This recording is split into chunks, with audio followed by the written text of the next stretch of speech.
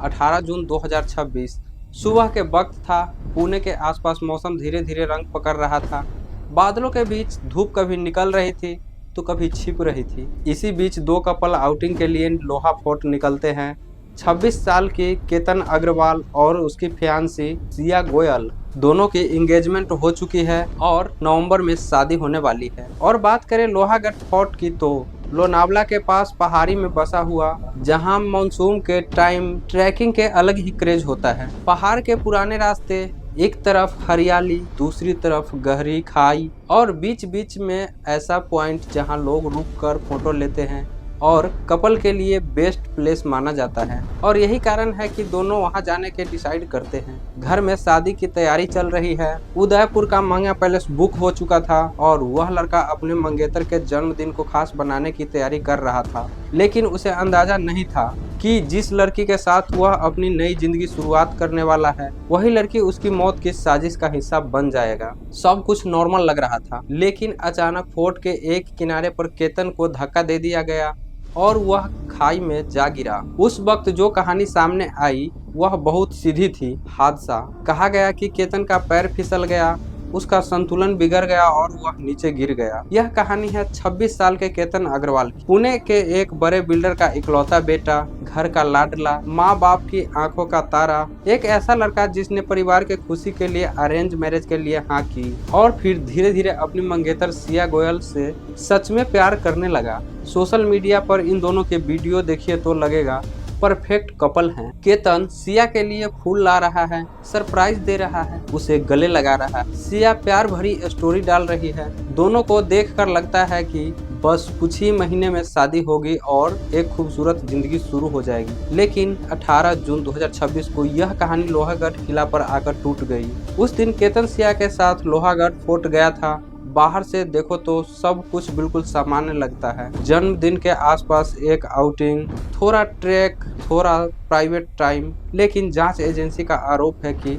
उसी फोर्ट के एक किनारे पर केतन को धक्का दिया गया और वह गहरी खाई में जा गिरा।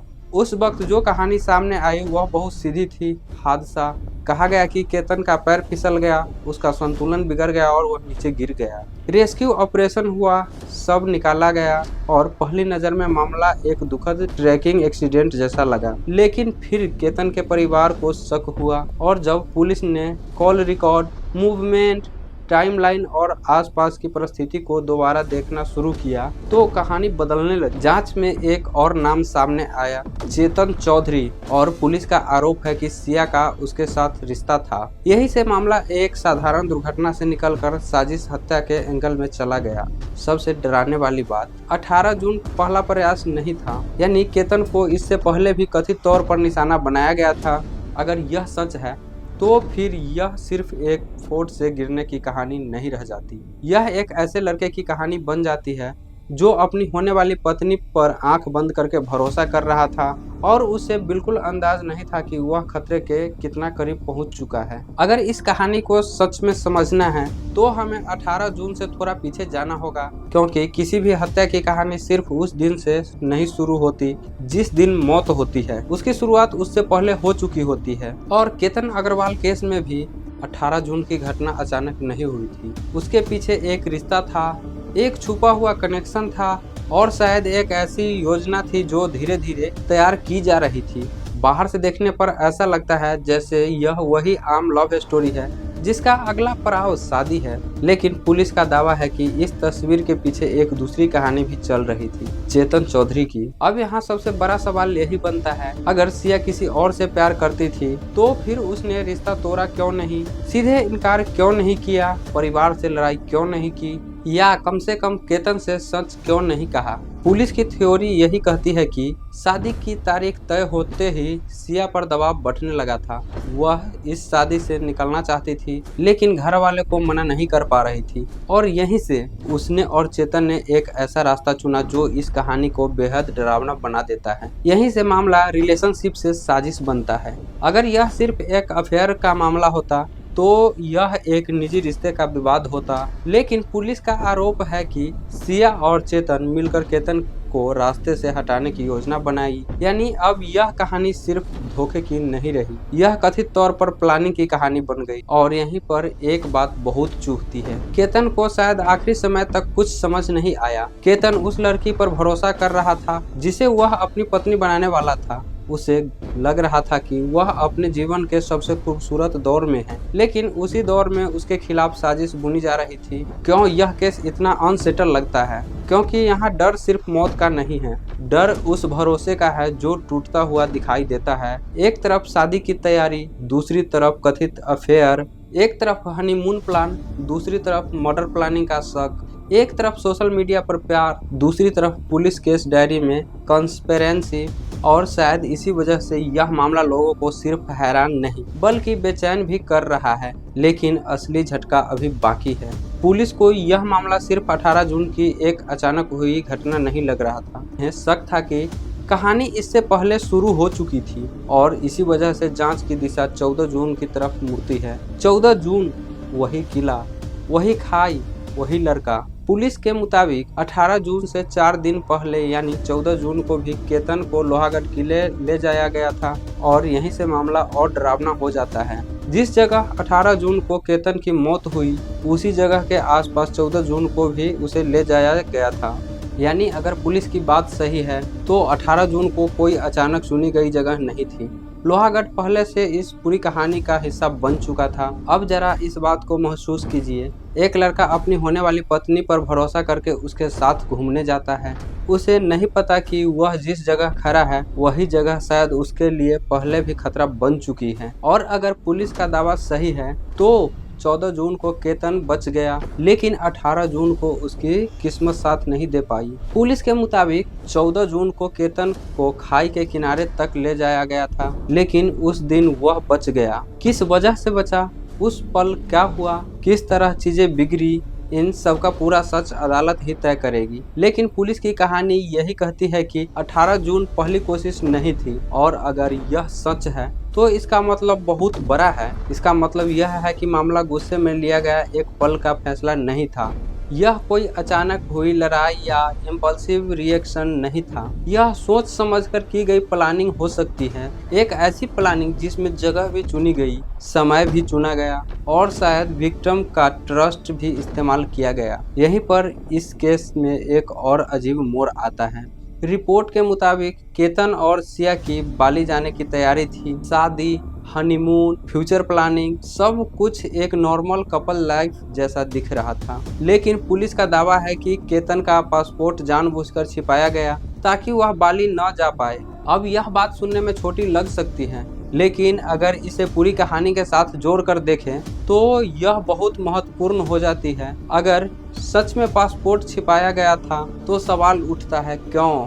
क्या सिर्फ ट्रिप कैंसिल करने के लिए, या इसलिए कि केतन को किसी दूसरी प्लान के लिए यहीं रोका जा सके? यही वह पॉइंट है जहां पुलिस के थ्योरी और मजबूत होती है। क्योंकि अगर पहले पासपोर्ट रोका गया, फिर 14 जून को फोर्ट विजिट हुआ और फिर 18 जून को वही फाइनल इंसिडेंट हुआ, तो ये तीनों घटनाएं अलग अलग नहीं बल्कि एक ही चैन का हिस्सा लगने लगती हैं। सबसे डिस्टर्बिंग बात क्या है? सबसे डिस्टर्बिंग बात यह है कि पुलिस के मुताबिक केतन को आखिरी समय तक कुछ समझ नहीं आया। सोचिए, जिस लड़की से आपकी शादी होने वाली है, जिसके साथ आप हनीमून प्लान कर रहे हैं, जिसके बर्थडे को स्पेशल बनाना चाहते हैं, अगर वही लड़की आपको बार बार एक ऐसी जगह ले जाए जहां आपकी जान को खतरा हो सकता है, तो आप शायद शक भी नहीं करेंगे। क्योंकि प्यार में सबसे पहले जो चीजें काम करती है वह है भरोसा। और शायद यही भरोसा केतन की सबसे बड़ी कमजोरी बन गया। केतन के गिरने के बाद जो पहला वर्जन सामने आया वह यही था कि एक एक्सीडेंट है। सिया ने रोते हुए यही कहा कि तेज हवा थी, केतन का पैर फिसल गया, संतुलन बिगड़ गया और वह नीचे गिर गया। अगर आप उस पल को देखें तो यह कहानी बिलीवेबल लग सकती थी। किला था, ऊंचाई थी, बारिश का मौसम था, किले फिसलन भरे थे। ऐसे में किसी का गिर जाना असंभव नहीं लगता। और शायद इसी वजह से शुरुआत में मामला एक दुखद हादसे जैसे ही दिखा। लेकिन कहानी यही नहीं रुकी। रिपोर्ट के अनुसार उसी रात सिया की तरफ से सोशल मीडिया पर एक दर्द भरी पोस्ट और स्टोरी सामने आई। ऐसे बातें लिखी गई जिसमें यही लगा कि वह अपने मंगेतर की मौत से पूरी तरह टूट चुकी है। लोगों ने सिंपैथी दी, कमेंट आए, दुख जताया गया। बहुत से लोगों को यह लगा कि यह लड़की खुद भी ट्रेजेडी की विक्टिम है, जिसकी शादी होने वाली थी, जिसका पार्टनर उसके सामने चला गया। स्वाभाविक है कि लोग उसके लिए दुख महसूस करते, लेकिन यहीं पर इस कहानी का सबसे असहज हिस्सा शुरू होता है, क्योंकि पुलिस के मुताबिक जो आंसू स्क्रीन पर दिख रहे थे उसके पीछे की कहानी शायद कुछ और थी।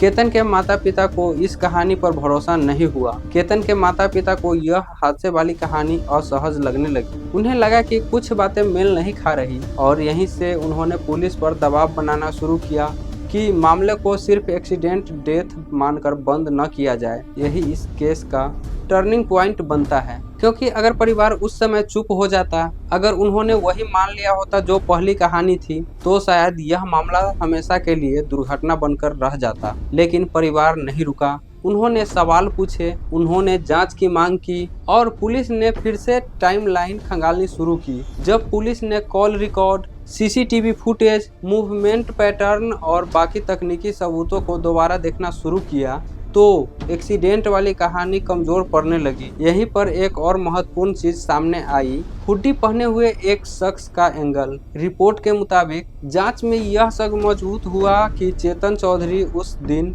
भी आसपास मौजूद हो सकता था। यानी जो कहानी अब तक सिर्फ सिया और केतन की लग रही थी, उसमें तीसरे व्यक्ति की मौजूदगी का शक भी जुड़ गया। और अगर यह सच है तो इसका मतलब यह हुआ कि 18 जून की घटना एक अकेला हादसा नहीं, बल्कि कोऑर्डिनेट एक्ट हो सकती है। यानी इस केस में एक बहुत बड़ी भूमिका परिवार के शक ने भी निभाई, क्योंकि कई बार सच फोरेंसिक रिपोर्ट से नहीं, बल्कि उस सवाल से निकलता है जो कोई अपनों के लिए पूछने की हिम्मत करता है। अगर पुलिस की थ्योरी सही है तो यह मामला और भी भयावह है, क्योंकि तब यह सिर्फ हत्या का मामला नहीं रह जाता। तब यह एक ऐसी कहानी बन जाती है जिसमें पहले भरोसा जीता गया, फिर उसकी भरोसे का इस्तेमाल किया गया, और अंत में मौत को हादसा दिखाने की कोशिश की गई। वैसे इस मामले की जांच हो रही है। इससे जुड़े कोई भी न्यूज आती है तो मैं आपको जरूर बताऊंगा। तब तक आप बने रहें हमारे साथ। आपको क्या लगता है, क्या केतन को आखिरी वक्त तक जरा भी अंदाजा नहीं था कि उसके साथ इतनी बड़ी साजिश हो सकती है, या फिर कहीं ना कहीं उसे पहले से कुछ रेड फ्लैग्स महसूस हो चुके थे? अपनी राय कमेंट में जरूर बताएं। जिसे अपना समझा वही अजनबी निकला, जिसे दिल में रखा वही जहर बनकर निकला। कुछ रिश्ते मौत नहीं देते, सीधे पहले भरोसे तोड़ते हैं, फिर इंसान को खामोशी से खत्म कर देते हैं। वीडियो पसंद आया हो तो वीडियो को लाइक करें, शेयर करें एंड चैनल को सब्सक्राइब करें। मैं हूं सुधीर और आप देख रहे थे सुधीर स्टोर। मिलते हैं नेक्स्ट वीडियो में।